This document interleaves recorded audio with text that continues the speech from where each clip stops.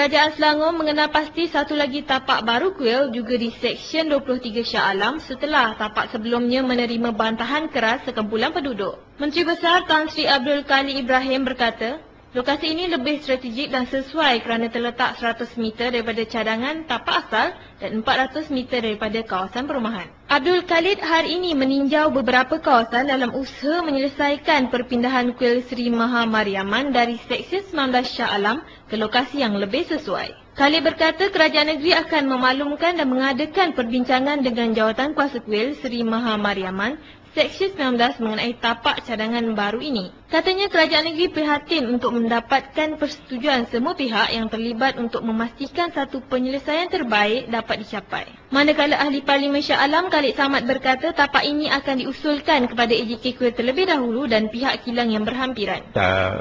Untuk dikemukakan, belum difinaliskan lagi kerana kita perlukan persetujuan daripada AJK Kuil.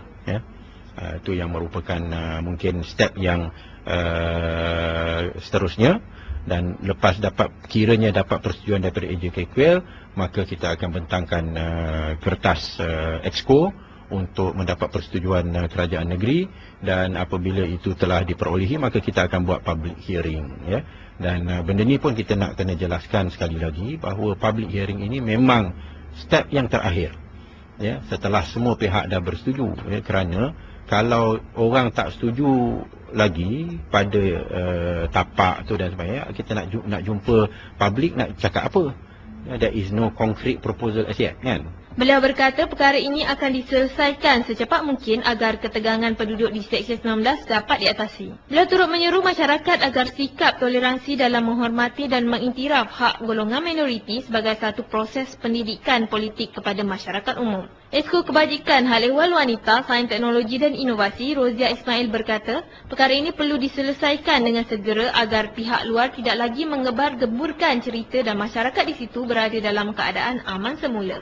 Dan hari ini merupakan lawatan kita ke tapak tersebut, dan insya-Allah saya juga sebagai wakil rakyat di situ, saya ingin melihat, ya, suasana ataupun kalaulah ketegangan itu wujud di dalam penduduk di kawasan tersebut, saya harapkan supaya isu yang ada ini telah dapat difahami dengan baik, ya, dan sebenarnya tidak patut menimbulkan apa-apa